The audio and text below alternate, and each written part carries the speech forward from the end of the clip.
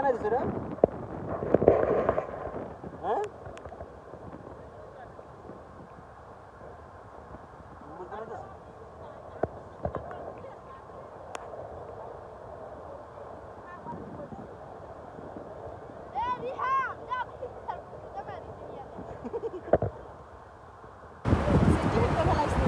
কি বানা কিছুই তো না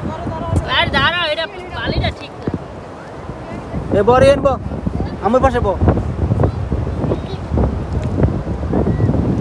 ও